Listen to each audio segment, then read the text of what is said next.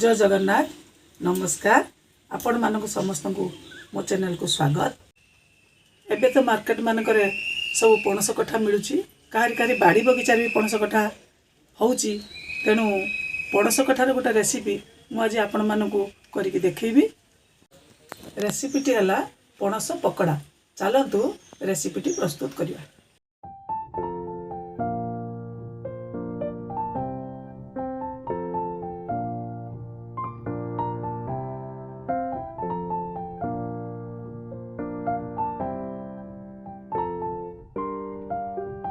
एबे आमे पणस कठाटी को काटिदेवा दी फाड़ करी काटी देकी ताकू 10-20 मिनट पानी रे पकेदेवा। पानी रे पकेदेले कौन हम ना जो आदि जो अठाटा हाथ में लगी जाए काटला बेले आउ अठा हाथ में लगभग। जो मैंने पणस कठा काटी जाना से माने मु जो प्रोसेस रे पणस कठा काटुची सेमिति काटिबे नले मार्केट रे रेडीमेड कटा है कि पणस मिलुची ताकू आनिकी भी व्यवहार कर परिबे।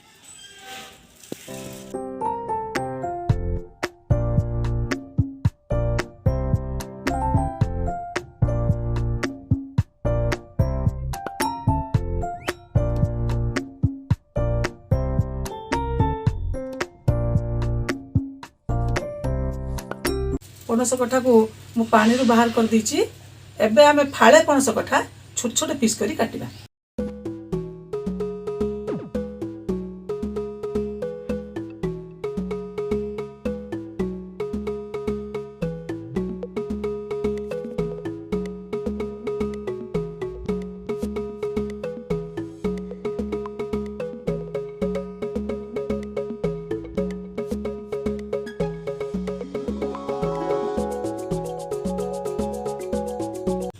गच्छरू सांगे सांगे पणस कठाटा तोली आनिकी मु काटिली तो पानी रे पकेकी देखो मो हाथ में तेबे भी टिके टिके लागुची अठा अल्प टिके टिके लागुची।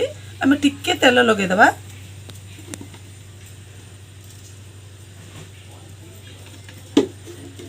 टिके एमती तेल मार देबा।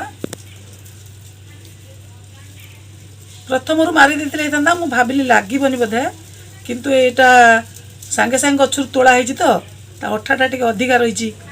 आमे पणस कठा जब काटिबा ए मझी अंशटा काटिकी फोपाड़ देबा।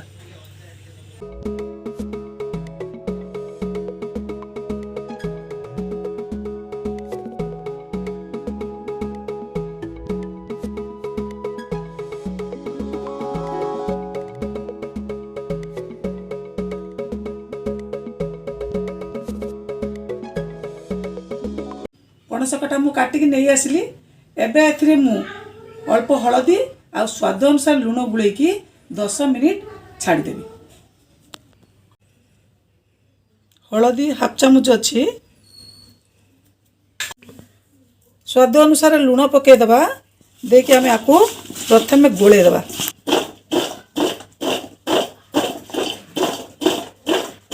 पणस कठा को तो गोले की रखीदेले एबे आमे पकोड़ारे कौन मसला व्यवहार करवा देखिबा। गोटे चामच मीट मसला, गोटे चामच काश्मीर लाल लंका गुंड, गोटे चामच जीरा गुंड, गोटे चामच राग लंका गुंड, गोटे चामच गरम मसला, गोटे चामच कस्तूरी मेथी, गोटे चामच अदा पेस्ट, गोटे चामच रसुण पेस्ट, किछि भुर्सुंगा पत्र अधा मुठा अच्छी भुर्सुंगा पत्र, गोटे छोट काच बाउल रे कॉर्नफ्लावर, गोटे छोट काच बाउल रे बेसन। वर्तमान आमे सबु मसला कॉर्नफ्लावर बेसन सबु पकेकी आको गोली दबा।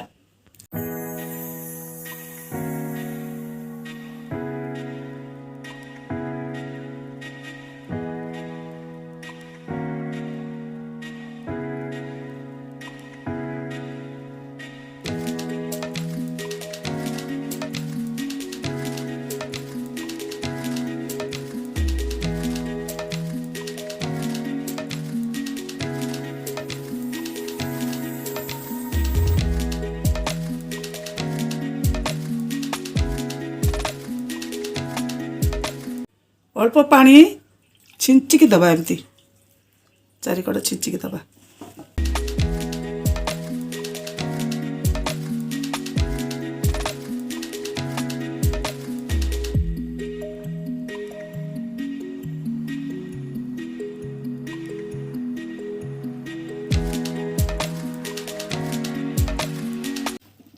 यही भाया गोलेले पकोड़ा भल कुड़कुड़िया हम।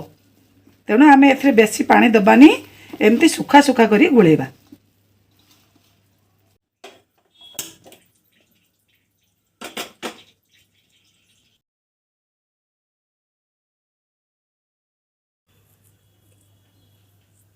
तेल गरम हो गलानी, एबे पकोड़ा पकेबा।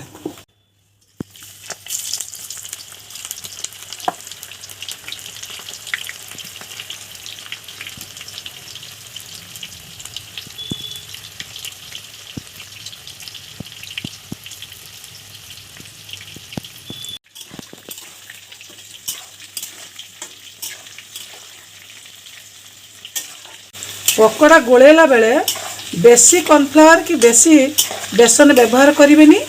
ता ऊपर जब गोटे मोटा परस्त रहिबो ताले पकोड़ाटा भल लागबनी। तेणु जमती हल्का परस्त गोटे टिके रहिबो सेमती करके गोलेबे। पकोड़ा कला बेले हाई फ्लेम रे करिवेनी कि लो फ्लेम रे करिवेनी, मीडियम फ्लेम रे सब बेले करिवे।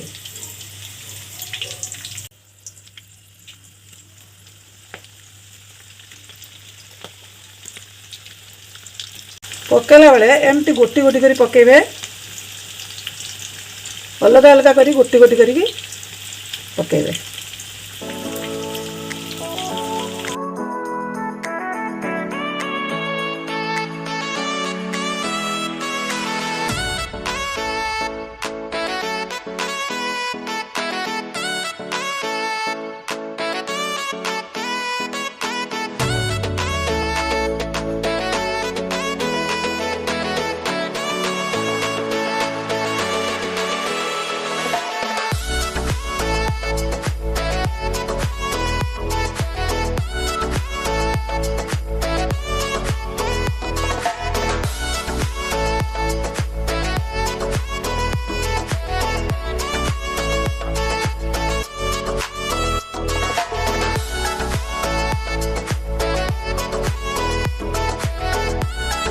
वर्तमान खाइबा पई पकोड़ा प्रस्तुत।